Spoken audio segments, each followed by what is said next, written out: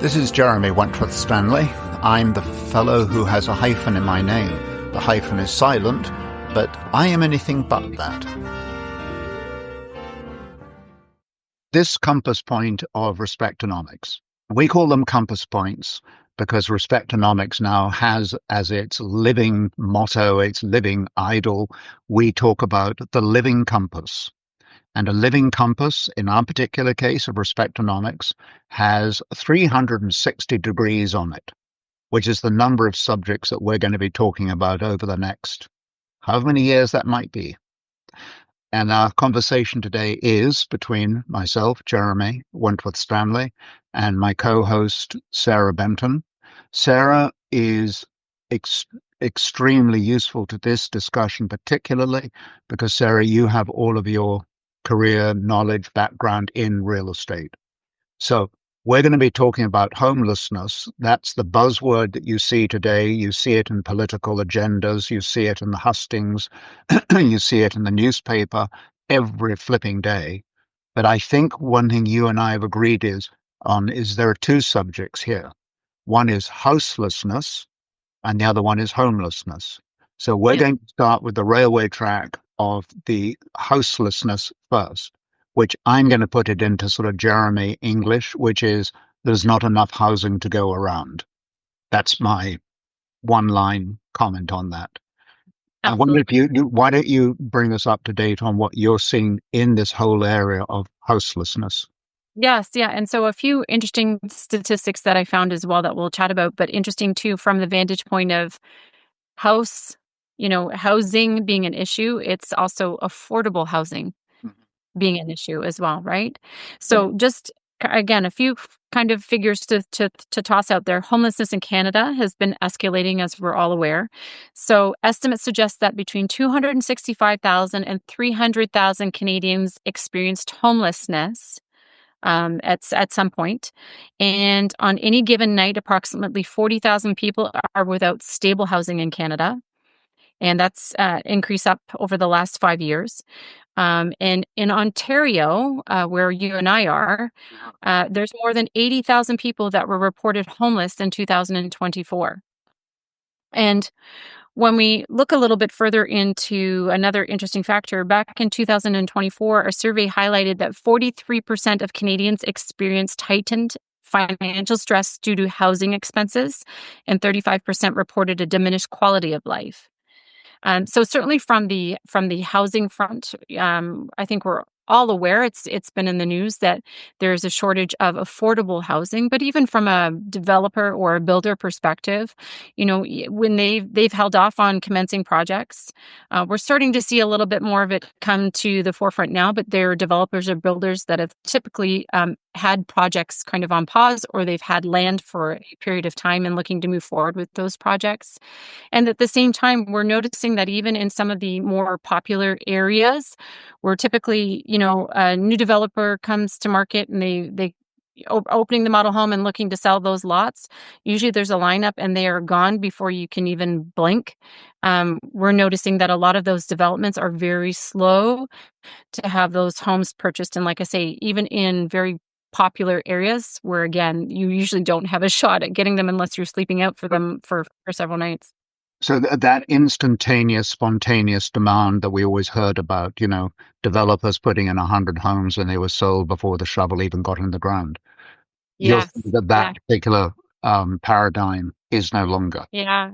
We have one not far from here that the land has been there for a very long time, and a developer has owned the land for a very long time. They've only just commenced,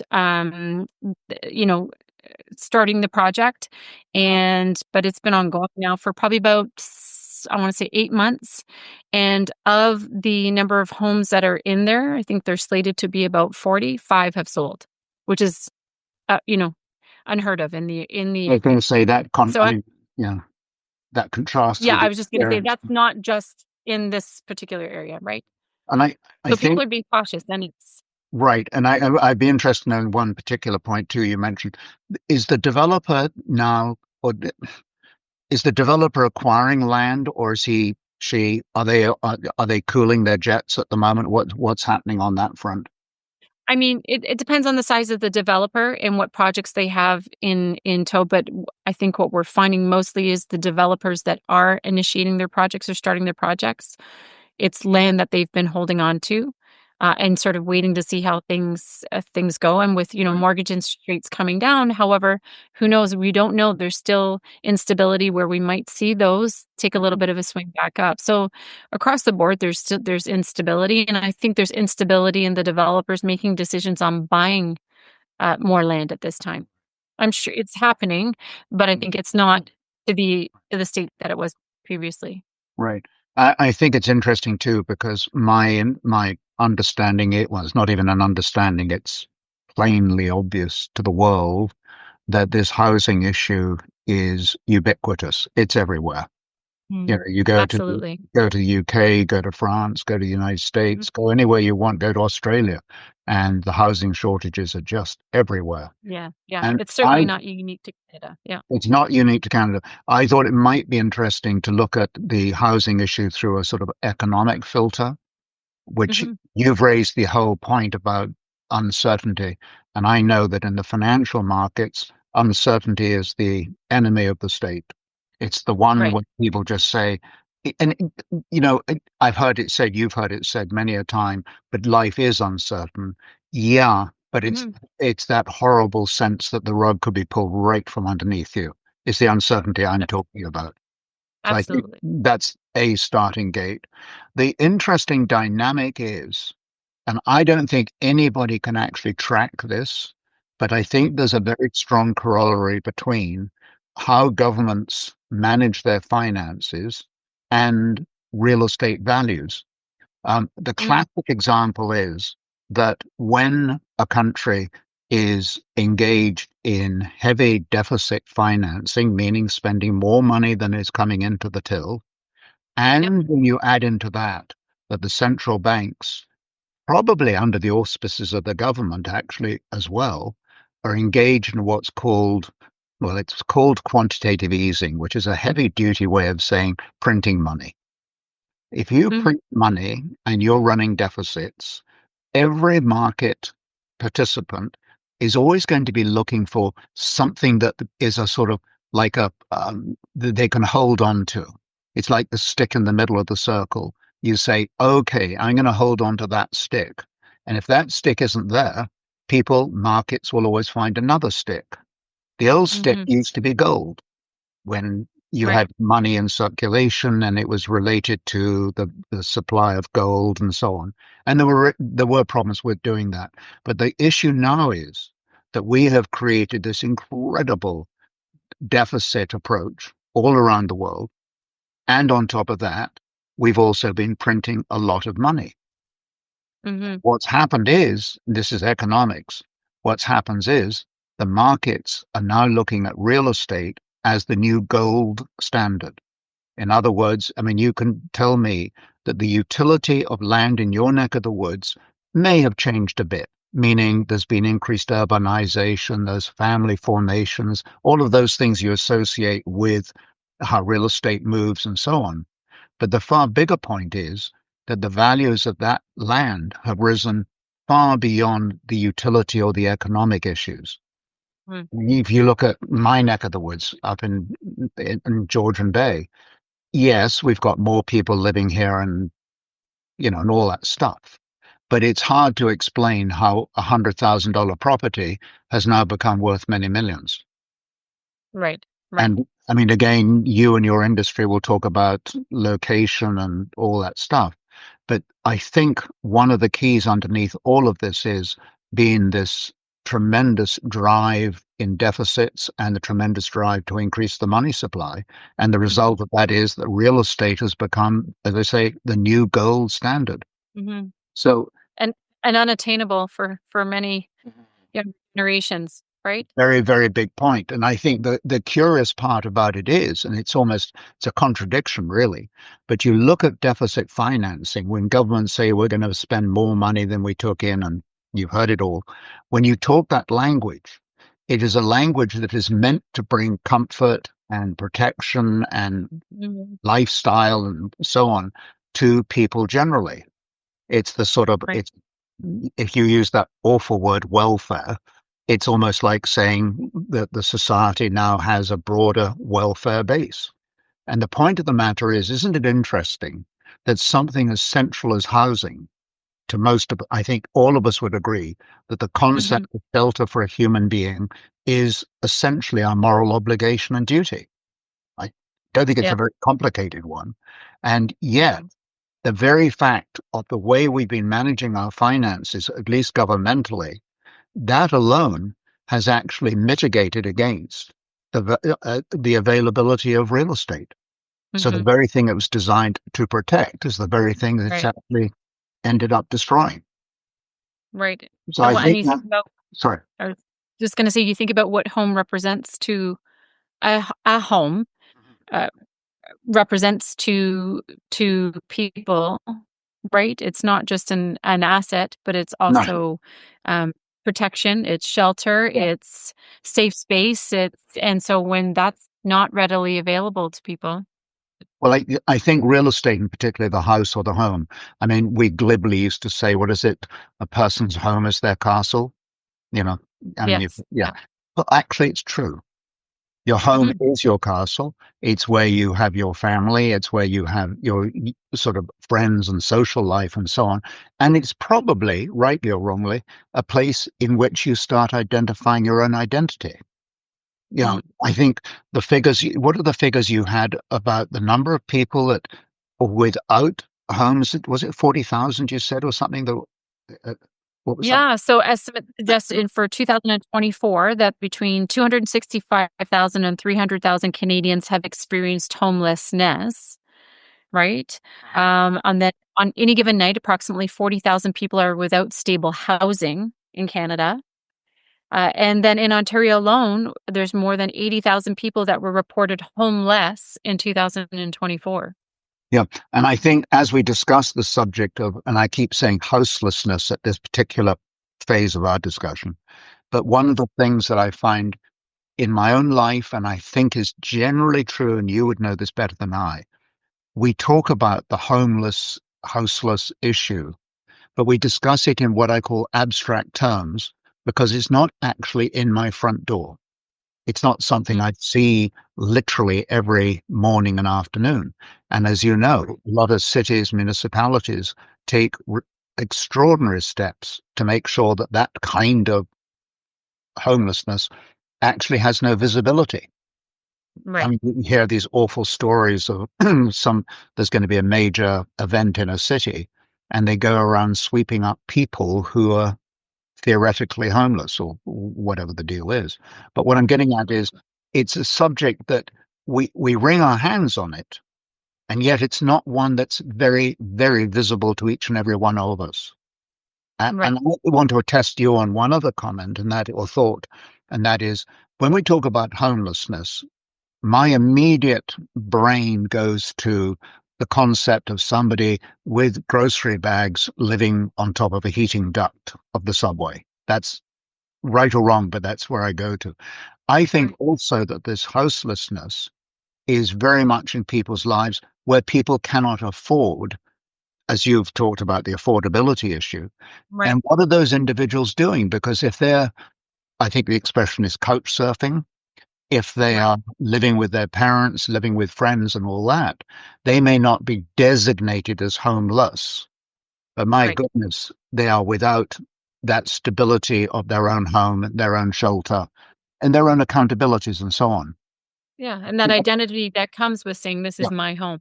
exactly. Very much that, and you think of the pride that over the years we've all had when, you've done something in your house and you've, I don't know, maybe dressed up the living room or something, and you have people in to come and see what you have done. Right, And you're denying people that sort of that sense. It's a very visceral pride. I think it's probably tribal. It's very much come and have a look at my shelter, come and look at my garden. And right, we're denying that to people. I have a feeling that your numbers are accurate, but I think they're probably inaccurate when it comes to the number of people who would actually be classified in the literal sense of not having a home. right. Yeah. Yes. By the way, I've heard it said, and I've heard it said of the United States, I'm sure it's true of elsewhere in the world, true in Canada. And that is, we also may be coming into a world where you can only afford to rent. Hmm. Renting, aside from the pricing of that, but the problem with renting is renting and ownership are two very different issues. And Yeah, again, when you come back to your own stability, your own identity, your own sense of self-worth, you don't get that feeling when you rent. I'm not saying there isn't a time to rent. I think some very valuable times. absolutely. And I think it's I don't think it's a fair statement to say that there's not the same due care for the home when you're renting as not, because that's not fair to say. I think there's a lot of people that do take the due Mm. care and treat Right. the rented space as their home and treat it as their home and are longer term, tenants than shorter term Mhm. tenants. And it's not a temporary thing. But it is very different. Yeah. I remember once I was at a sales meeting. The leader asked one question. He said, "If you ever rent a car, do you take it through the car wash before you return it?" Mm, I saw all these looks around, everybody saying, "No, I would never dream of doing that." And it wasn't an unhealthy, belligerent kind of answer. right. But nonetheless, it makes that distinction between the ownership and the renting. Right. There's a psychological difference, shall we call it? But anyway, but I think that when it comes to government policies and so on, the everyone's been hearing about we slow down the number of immigrants and we this, that, and the other. And I mean, those are the sort of the economic levers that we respond with. However, I think that the lever that's going to have to be played out is going to be this one of the government deficits, the deficit, federal deficit financing, in other words, and also the issue of affordability. And affordability, of course, comes down to not only interest rates, but it also comes down to what people are actually earning. Right. And the best I can tell you is that people's earnings are not keeping up with the cost of living, That's right. just as a one-line comment. And so, anyway, the thing I'm getting to is that the governments, I believe, to seriously to deal with this problem, are going to have to look at reducing the what you might call the level of spending, which is Right. deficits, in order to accommodate this need for the housing. I think it's an equation. Right. And Right. it's not a pleasant picture because what you're saying is governments are going to have to look at cutting back on services, period. Right. Yes. Well, and we're seeing that in other countries unfolding at Yeah, the well, moment, exactly. right? Yeah. I mean, as clumsy and as awful as it is when you see it in other countries and we all go, tut, tut, tut, we shouldn't be doing that. The reality is Right. one's own spending, government spending is out of line. Then at some point, there's going to have to be some kind of pullback. And I know, we've heard all of the clever answers about, well, we can tax people differently. We can bring in these different kinds of transfers of wealth taxes and so on. We can do all that. But so often those are just the finessing something that is actually far more serious underneath. And I think if Right. we've got money supply growing in excess of the rate of growth of the economy, we've got a problem with real estate and affordability. I think it's a straightforward equation. Right. Right. I agree. You're the real estate person, so you can say, no, Jeremy, it doesn't work like that. But I think it does. It does. It does. Yeah. It does. So we've talked a bit about the homeless, the houselessness from an economic Yep. standpoint. I think we could probably think of lots of different aspects to it, particularly that involves, let's say, immigration, connecting to job availability, accessibility, transportation. And I think these are all, frankly, very worthwhile subjects. But under the heading of respectonomics, I think what we're Hmm. doing here is we're acknowledging the lack of dignity that's associated with people who don't have housing. And our Right. respectonomics, Yeah, whether that's self-imposed or from, exactly. Yeah, imposed from others, right? right. And I know you and I have said many, many times that respectonomics, its clarion call is to restore the dignity of the human being. So when we see somebody without a house, that's a pretty bad marker about what people's lives are like. that they do not Yeah. have that dignity. And it's not just a moral issue, it's a very serious physical issue that needs to be addressed. So that's the sort of the economics part of Right. respectonomics. And I thought it might be interesting now to switch gears a bit and talk about homelessness, Yes. because the word homeless has become the sort of the password for houselessness. And it's not. I think we need to be much more careful about looking at this word homeless Yeah. because So there's, what do you mean by it, or what's your well, interpretation, or how do my you give yourself? understanding of a home is when I say I'm going home, I want to think about going place where you've already said, where I go to a place which is stable, it's safe, where I'm protected, I have my own sense of liberty and freedom, I can express myself in my own domain the way that I want Mhm. to. Um, I think there's a lot of freedom that comes with with your own real estate. And so home to me is something that is, in a sense, very valuable. But a comment you made to me a few days ago was how much you had noticed with your children that Mhm. they would be in these very large houses with marble this and Mhm. stainless steel and all that good stuff. And yet they made the comment to you that when they came around to your family and your house and your children and so on, they felt like they were in a home. And in other Yeah, words, it's always been, it's it was always such I always found it to be such a profound compliment, and it made me feel, very happy. I don't wanna say that you feel less than when you don't have the big house and, you don't have the double incomes and things like that. So, of the kids and their friends, they have such fantastic friend groups, yeah. but it always warmed my heart and made me feel very good about the environment Mhm. in the home, that when they came there, even though they had access to, these big houses and all the bells and Right. whistles that come with Yeah. it on the interior, exterior, that Yeah. when they came here, they always walk in the door and they say, "This feels like home," Mm.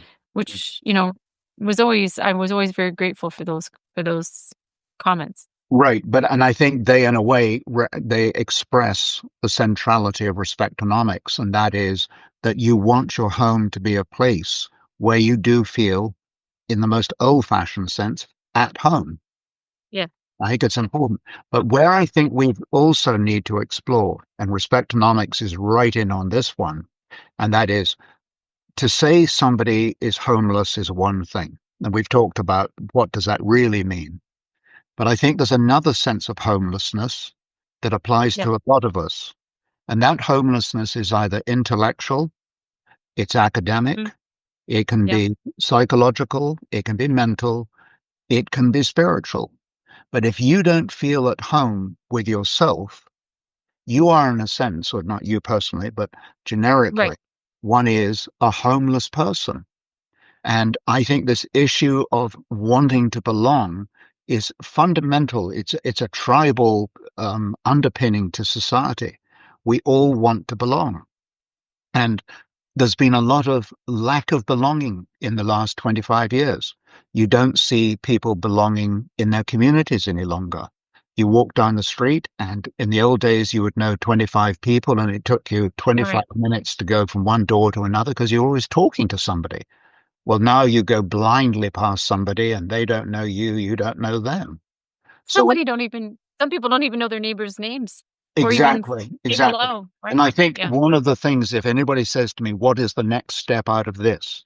One of the things I would say about homelessness is for people to start paying attention, being aware of other people. And Mhm. it was your uncle, as you know, who gave us that brilliant line, which is when you're passing somebody and you're saying hello to them, and we traditionally say, hey, how are you doing? And some sort of rather banal, conversational, whatever, candy floss. Yeah. It doesn't really have any substance. But what you want to do, and it was your uncle who trained us both in this, who said, no, the right question is, how is your day going? Mhm. This is all of these points are bringing people to a place where they feel at home. They feel at home with Right. you, and they feel, and this is critical, they feel at home with themselves. Because if you're not at Mhm. home with yourself, you, as you said earlier, You can have your mega mansion with all the stainless steel and marble and everything. Well, if you're not at home with yourself, that house is not a home. The home, the Do you think that being at home is a sense of belonging? Would you absolutely, equate it with a sense I of would, belonging? as a matter of fact. Whether it be to You yourself know how or you know yes. how you love me telling you the origins of Greek and Latin words. We Try all love it. not to look too bored, just this once, okay? And you say, "Oh, Jeremy, is there really something we should know about the Greek etymology of the I'm word?" confident there's something we should know about. Well, there is. Please enlighten us. Thank you. Because the word home, in fact, it's a Norwegian or a Norse word originally, but in fact, it also goes to, the Greek word is komi, spelt well, I won't give it to you in Greek, but it's Komi, which is also Mhm. where we, believe it or not, is the Greek for village, and Mm. is also where we get the word community from. Ah. So if you think of the integration of the human being into village life, when you talk Mhm. to people who went before us and they talk about the village life, I mean, Yes. most of us will sit at the feet of those individuals and say, "Tell us more." There's something incredibly attractive about village life. The people you knew, the Right. people that you helped, the people who helped you when things were difficult, who came to your assistance, all of those kinds of things. And it's That's a a very blessing. powerful metaphor to be part of a village life. It's part Mhm. of being at home. And the Right. Greek got it right. It is part of your belonging. So you're absolutely right in your point that people need to belong. And I think Mhm. the belongingness that we're talking about, we've talked a little about the community part of it, but I think even intellectually, people feel, maybe academically, but intellectually, academically, I think people are often feeling homeless. And that is Mhm. because AI comes racing along and says, we do not need your brain any longer. So you feel diminished already. And then on top of that, and this is a serious, I believe, criticism, and I wish listeners would call me on this or call us on this one. And that is, I come from a very, I don't want to say well educated background, but I come from a background where the education was extremely, I say structured, but there really was the Latin, the Greek, the math, the writing, the geography, and all that kind of stuff. But it was Right. really, quite frankly, it was pushed down my throat, you Right. know. And being the obedient little schoolboy that I was, I went along with all of it, which is not quite true. It isn't quite true. That's a whole other episode, Jeremy. No, I'm not. I'm not. I'm not your innocent schoolboy. I'll tell you that.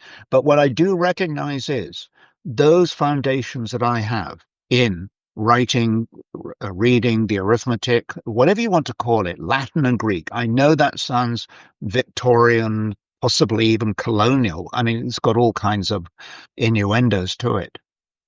But I feel that my academic base is one that I'm comfortable with, I'm at home with, I enjoy, and I can use it today to expand my vistas and where I'm going and what I'm doing. In other words, the education was a foundation. And what Right. it did was, and critically, was it gave me the right to want to be able to learn more over the course of my life. And I think you've had the same experience, that you're in Mhm. the business of wanting to learn, which is actually the definition of being educated, wanting to learn. Yes. I don't But think that other I don't for me anyway, and I think for a lot of people that doesn't ever shut off. It just in what capacity that is, right? right. But when you've been shut off, it's a very difficult valve to open. And I think the education Absolutely. process has lacked in the foundational attributes. I mean, seriously, is it really right for people not to be able to write? I mean, it's pretty fundamental. If you go to the caveman, what did he do or she do? They were doing these scratches on the cave walls.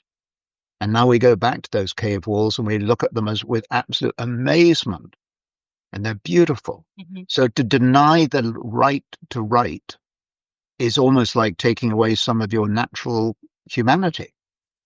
Right. We should be So able to write. so in terms of respectonomics, and what respectonomics stands for and represents. How can respectonomics contribute or have an impact or assist with homelessness, whether that be the individual, the community, the Right. organization?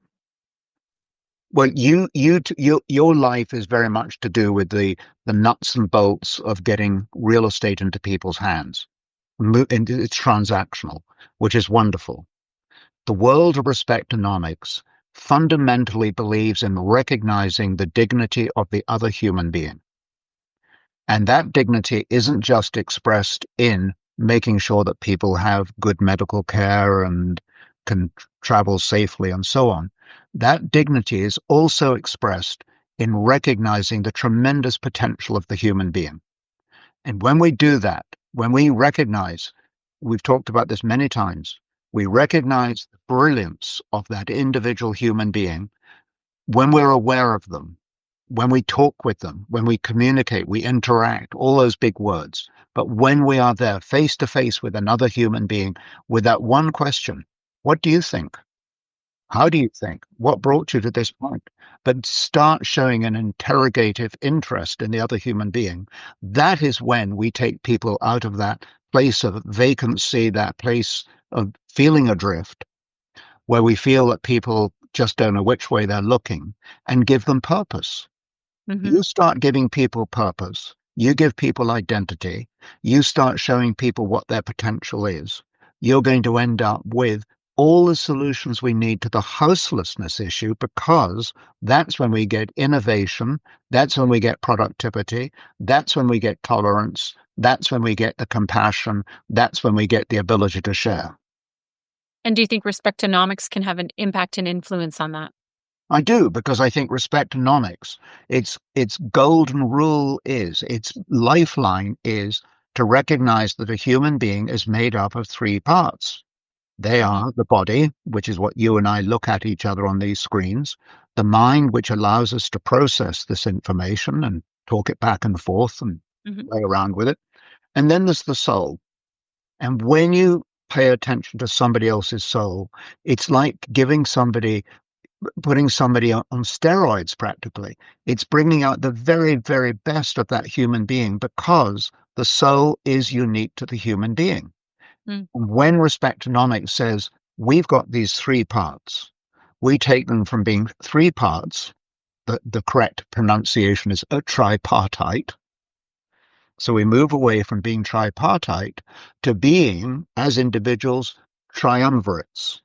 We are strong in our bodies, we're strong in our minds, and we're strong in our souls.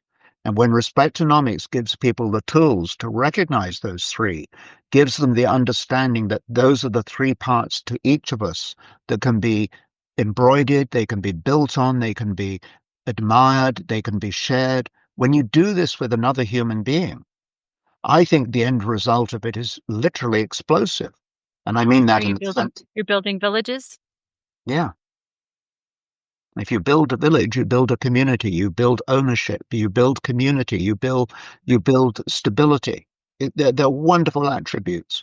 And I'm telling the one thing I've noticed is in the world of leadership today, so whether you define that as being corporate or community or political, whatever you want, but all those things, do you know, you don't hear a lot of this kind of conversation. You Mm. really don't. So when people fret about why do people feel ill at ease with themselves? Why do they feel not at home? Why do feel people, what was it, 2 years ago, 69% people said at their New Year's resolution, I hope to land a dream job. Hmm. I mean, that means 69% don't like what they're doing. Right. That's an incredible indictment. And Right. I Right. think if we bring back the sense of this belongingness, the sense of the tremendous values that a human being has within themselves, we then take a compass that then not only points to places that we didn't even imagine we could get to, but pointing to it. But it's also wonderful to know that in that compass, not only do we have a sense of looking where we're going, we Right. can also have a sense of looking where we've come from. And Hmm. there's nothing more exciting for a human being than to advance in the presence of knowing that their past history has contributed to their present. Yeah. benefits. I also think it's really important to understand that every human being has the right and deserves to feel like they belong, irregardless Absolutely. of circumstance, right? Absolutely. And I think that's where, I mean, when we get to the word homeless and we recognize that its Greek origin does say to belong to the village, to belong to the community, there can't be much higher calling than that. Hmm. I'd like to sort of sign off on one point here, and perhaps you've got something you want to say as well. But one thing I want to say is this. In our national anthem, and I realize this is an international audience that listens to our discussions, but from a Canadian point of view, and I'm sure other countries will come through with similar kinds of approaches, isn't it interesting that in our national anthem, we say, God keep, what is it, our home and native land? Hmm. That very concept of our home, we need to be certain that from an internal point of view, that we are looking at ourselves as knowing this is our home. And we will do Right. everything to build it, to love it, to enjoy it, and to be able to pass it on to another generation with more bells and whistles than we came into with. And if people are interested, whether that be individual, community, political organization, are looking to engage and have further conversation and dialogue and look to Respectonomics as a resource for them, how would they get in touch? Well, there are two ways of doing it. One is the email address is on the website. It's jeremy@respectonomics.com.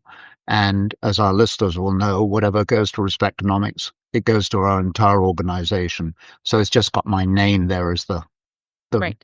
entry point. But the fact of the matter is the organization is behind every inquiry that we get.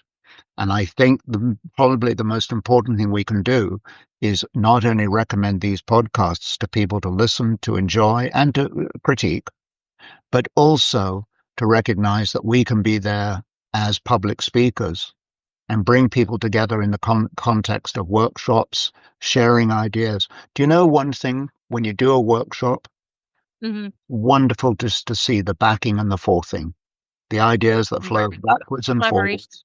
Hmm. Another, and I can, do you want the Greek word? No, the Latin word for collaboration. No, Of course.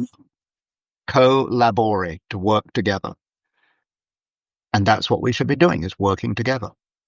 Absolutely. If we did the Absolutely. workshops and we do public speaking and we can do, somebody says, well, we've got a particular issue, then why don't we take a look at that particular issue and see what Respectonomics would suggest and recommend?